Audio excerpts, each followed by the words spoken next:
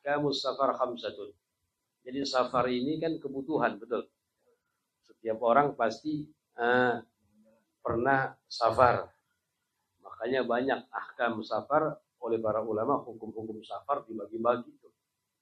Bahkan Nabi mengatakan as-safaru bid'atun minal adab. Safar itu adalah potongan dari adab, kata Nabi. Kenapa sih Nabi mengatakan safar itu potongan dari adab? Lianna safar la yakhlu min masyaqqah. Karena safar itu kagak kosong dari masyaqqah, berat, ya, kesukaran. Baik masyaqqah yang hissiyah, yang nampak, berat yang dirasakan yang nampak seperti apa? Ketulit tarik, jauhnya perjalanan. Capek enggak? Capek. Atau beratnya yang ma'nawiyah, yang kagak nampak. Kayak kamu faragatil ahbab, seperti berpisah dengan orang yang kita cintai. Ya, itu mau safar, mau kemana, mau haji, mau umrah, kan tinggalin keluarga tuh. Berat gitu? Berat, itu masyaqqah. Itu masyaqqah ma'nawiyah, berkeberatan yang enggak nampak, seperti berpisah dengan keluarga. Ada berat yang nampak, yang kelihatan, seperti jauhnya perjalanan, rusaknya perjalanan. Berat, masyaqqah. Maka Nabi mengatakan as-safaru qit'atun minal azab.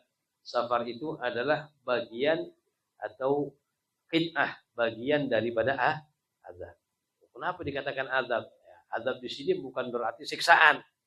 Ya, azab sesuatu yang berat bagi orang. Dan safar ada berat, baik berat perjalanan atau berpisah dengan orang yang kita cintai. Nah, sehingga ulama membagi itu. Ahkamus safari khamsatun, hukum-hukum safar ada 5. Ada berapa? Yang pertama wajibun. Safar hukumnya wajib.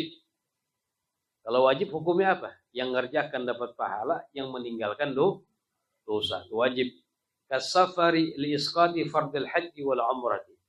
Seperti safar untuk menggugurkan kewajiban haji dan umrah bagi yang mampu. Kan haji baginya wajib, betul. Umrah baginya wajib bagi yang mampu. Maka safarnya dia buat haji dan umrah wajib hukumnya. Walaupun kewajiban haji dan umrah dalam mazhab kita alat tarahi, nggak wajib secara langsung, tar-taran nggak apa-apa, gitu. Inti mampu sekarang, besok-besok nggak jadi masalah. Nah, cuma hati-hati, kalau udah mampu ditunda-tunda keburu mati, ya. Nah, ini mata alal ma'asiyah, mati dalam keadaan bermaksiat kepada Allah. Yang pertama, seperti safar menggugurkan kewajiban haji dan umrah. Yang kedua, wali talabil ilmil wajib. Safar untuk menuntut ilmu yang wajib. Di kampungnya dia nggak ada orang yang paham. Sedangkan kita wajib untuk menuntut ilmu yang wajib. Cara sholat, cara wudhu, ibadah kepada Allah kan wajib. Nggak ada orang yang paham di kampungnya. Maka keluarnya dia buat safar menuntut ilmu menjadi wajib. Dalam Zubat dikatakan illam yajid mu'alliman falyarhali. Kalau enggak mendapati orang yang mu'allim di kampungnya, maka dia wajib keluar dari kampungnya untuk menuntut ilmu. Itu hukum safar yang pertama, wajib. Yang kedua, sunnatun. Ada kalanya safar hukumnya sunnah. Ada kalanya hukumnya apa? Sunnah. Kalau sunnah hukumnya apa? Yang ngerjakan dapat pahala, yang ninggalkan kagak dosa. Kas-safar li ziyaratin Nabi sallallahu alaihi wasallam. Seperti safar untuk berziarah ke makam Nabi kita Muhammad sallallahu alaihi wasallam. Kemudian wasilaturrahim, di antaranya safar untuk silaturrahim, berkunjung ke rumah-rumah saudara, teman. Itu hukum safar yang sunnah. Yang ketiga, mubahun. Hukum safar ada kalanya mubah. Kalau mubah apa sih hukumnya? Ya mengerjakan atau meninggalkan sama aja. Mengerjakan kagak dapat pahala, meninggalkan kagak dosa. Kas-safari lit-tijarah. Seperti safar untuk berdagang tanpa diniati dengan niat yang baik.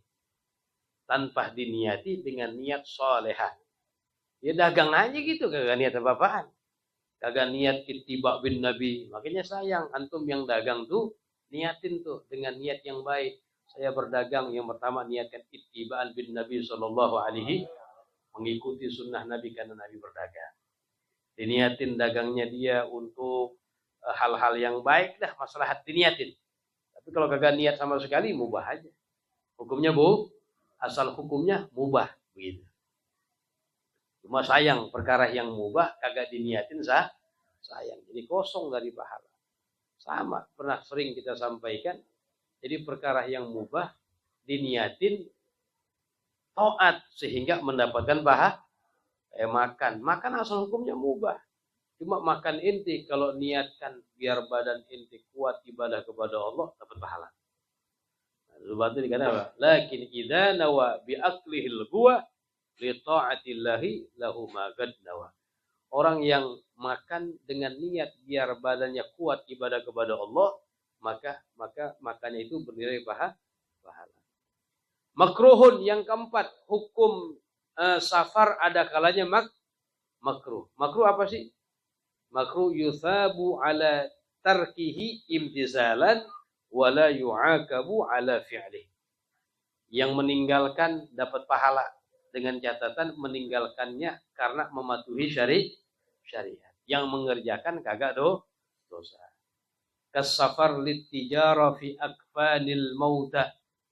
Safar untuk jual beli kain kafan. Maksudnya safar untuk jual beli kain kafan. Dia dagang kain kafan.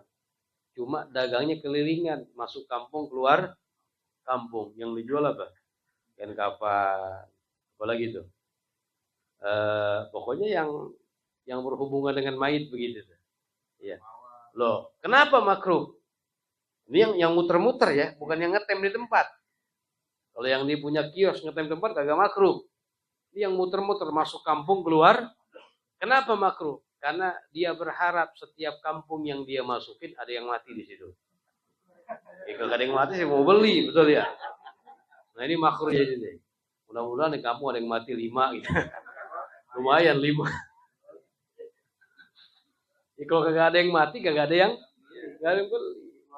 Itu jadi makruhnya begitu. Ini yang masuk keluar kampung. Tapi kalau yang ngetem kagak. Nanti jangan salah paham, nanti orang tangga itu jualan mawar, jualan apa namanya tuh kain kafan, makruh lu, jangan, dia ngetem di tempat. Nah, yang datang orang yang butuh, iya itu nggak makruh. Itu sama kalau diniatkan ibadah dapat pahala, iya.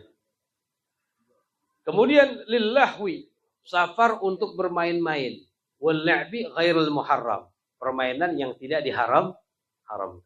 Tanazuh, jalan-jalan tanpa niat yang salehah, yang baik, bisa dikatakan jadi makruh. Makanya ini kalau jalan-jalan ke gunung puncak sambil diniatin tuh, kalau bawa keluarga, nyenangin keluarga, ya melihat pemandangan yang indah ciptaan Allah.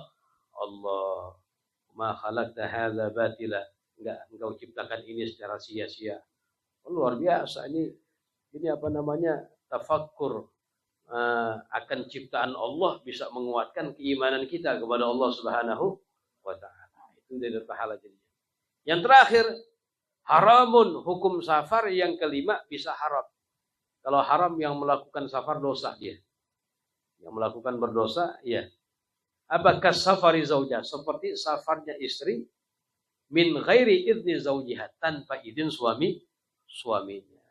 Bininya keluar ngayap ikut rombongan mania. Bini gue jam 12 belum pulang. Di jalan kagak izin lagi sama lakinya sama suaminya. Ini safar yang diharamkan, kagak boleh tuh. Ya, kagak boleh tuh. Jadi usahakan izin. Dan kita laki memang istri keluar mesti izin. Ya, cuma kita memaklumkan kalau sesuatu keluarnya yang sekiranya keperluan, keluarnya sesuatu yang wajar, nah, kita jangan nuntut, ya lebih baik memaafkan, meridhokan. Kecuali keluarnya jauh kemana, ya mancing, begini ya, main golop dah ya, karena dikit mancing ya, begininya aja nih mancing gimana sih? Ya ala kulli hal tanpa izin suami. Nah, ini hukumnya haram. Safarnya pun haram dan setiap langkah yang ia langkahkan dilaknat oleh para malaikat. A'udzubillah min wa sallallahu ala